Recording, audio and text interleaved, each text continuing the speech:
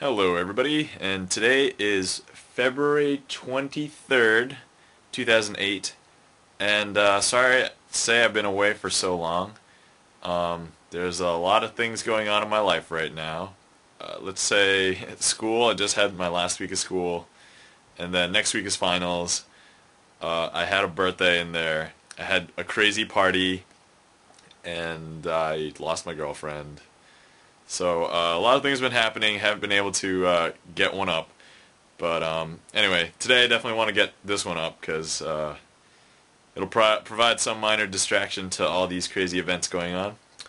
Yeah. So anyway, oh, also got a haircut. Not sure if you noticed. It's bothering me. It's getting my eyes. Gotta get a cut.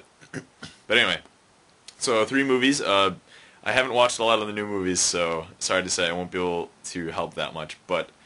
I want to go over We Own the Night, movie came out a couple weeks ago on DVD, and American Gangster, movie just came out this week. And then I also want to do a movie that came out a long time ago, but recently because I had a crazy birthday party, because it was my birthday and one of my roommates' birthdays. We decided to get a bunch of zombie movies because our party was a Valentine's Day / anti-Valentine's Day zombie-themed birthday party. So, definitely want to talk about that. Anyway, so let's start with We Own the Night. And We Own the Night is a thriller suspense drama. Stars Joaquin Phoenix and Mark Wahlberg, Marky Mark. So, if you like that kind of movie, it's a very well done movie.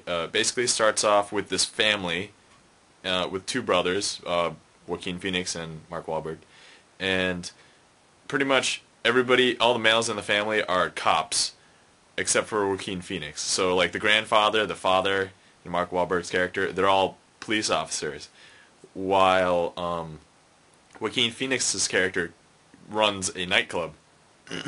And pretty much what ends up happening is the officers get wind that there's this basically high-level criminal doing some drug trafficking through the nightclub that Phoenix's character runs, and basically he's put in a predicament where they confront him with it, and he has to choose whether he's going to help his family or help his workplace. And it's an interesting choice that he makes. I won't tell you which one, but a lot of violence ensues, and a lot of risk-taking and death-defying acts, and it's pretty crazy towards the end, so definitely well worth it. Definitely liked it a lot, definitely recommend. American Gangster, definitely want to talk about American Gangster. Now this, a lot of people have been talking about for a while. It was like a really big movie that came out in the theater. Stars Denzel Washington and Russell Crowe. Denzel Washington, he plays this prominent drug dealer, or drug lord for this black community, and pretty much he I don't know, they build up the character. I'm not exactly sure where they're going with it in the beginning, but then when they get towards the middle, you can kind of see what's going to happen. But Russell Crowe plays this vigilante police officer. He's not really a police officer, but for various reasons they build up his character to seem like he doesn't like the official police because there's so many corrupt police officers. But they definitely build that up really well. And pretty much where the movie goes is pretty interesting. Don't want to give too much away, but definitely the dynamics between the characters and the events that go on, it's very interesting, very thought-provoking. And the ending is just, wow. It's just, oh man, didn't see that coming. But, I don't know. I suppose if you've seen a lot of these movies, you could probably see it coming because it's, I don't know. No, it's good. It's good ending though. But anyway, so acting was very good. Everything was pretty well done. High production values. It's kind of long. I'll say that. I think there's a couple parts, even though I think most of the movie was necessary. They could have cut a little bit out just to shorten it a little bit. But other than that, American Gangster, it's pretty good. Definitely recommend. The last movie I want to go over today is Fido. Now, I told you we had the Valentine's Day / anti-Valentine's Day zombie-themed birthday party. Well, one of the movies we decided to watch was Fido. And that was pretty much this zombie movie, if you've ever seen the trailer, where it takes place back in like 1950s Earth, and some space alien virus came to the world, and pretty much what ended up happening was if people died, they would become zombies if their head wasn't like separated from their body. And what ends up happening is there's this social culture that's built around that, because zombies are normally flesh-eating, but there's this company, this corporation in the movie that has built these collars to pacify them pretty much, and they're like household pets or slaves and whatever, so it's pretty interesting and definitely worth a watch. It actually stars Carrie-Anne Moss as the mother of the family that's involved, but pretty much involves the young kid that acts, which, I won't lie, if you watch the movie, has this very strange resemblance to Macaulay Culkin when he was younger. And I was thinking, wow, that looks an awful lot like him. Why? And I think I concluded it was like the haircut, but if you look at his face, it really kind of looks like him. So, besides that, I also thoroughly like this movie. Believe it or not, it seemed really cheesy initially, but then once you start watching it, it's actually a very well done movie for what it is, and definitely recommend it. So if you like cheesy humor with zombie movies, or zombie movies with strange sort of humor, definitely recommend. And I know I haven't been able to watch a lot of the movies lately, but I do want to go over a bunch of titles just to tell you like what a lot of other people thought about them, just because they've been out for a little while and I didn't really get a chance to see them.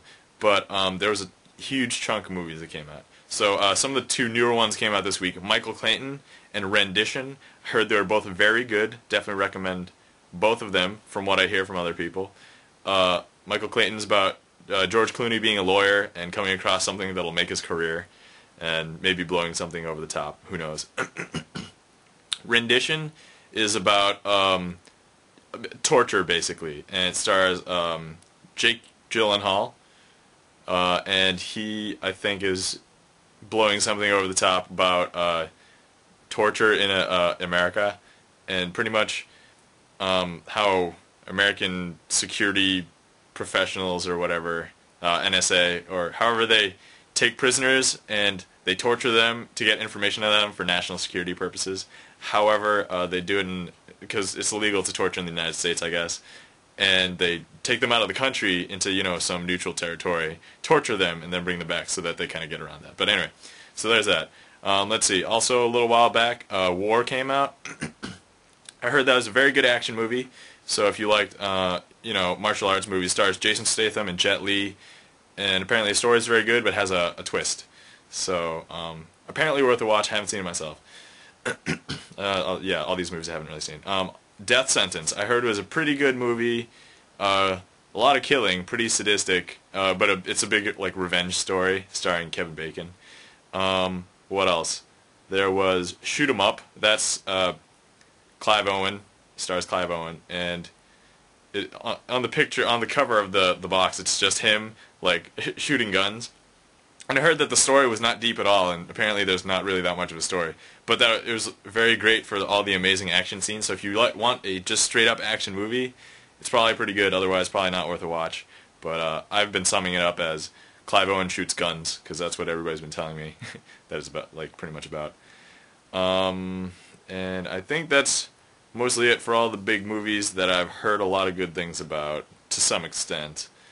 There's a couple other ones. The Hunting Party, it's kind of based loosely, I think, on true events or something. But I know it stars Richard Gere and Terrence Howard. And one of them's a journalist, the other one's his cameraman, trying to search for this criminal, I guess, in the Middle East. And I heard a couple good reviews and a couple bad reviews, so it's still up in the air, but I'm sure after I watch it, I'll have my own opinion. I don't know when I'll watch it, so, don't hold your breath. I have limited time here, so can't watch all the movies in the world.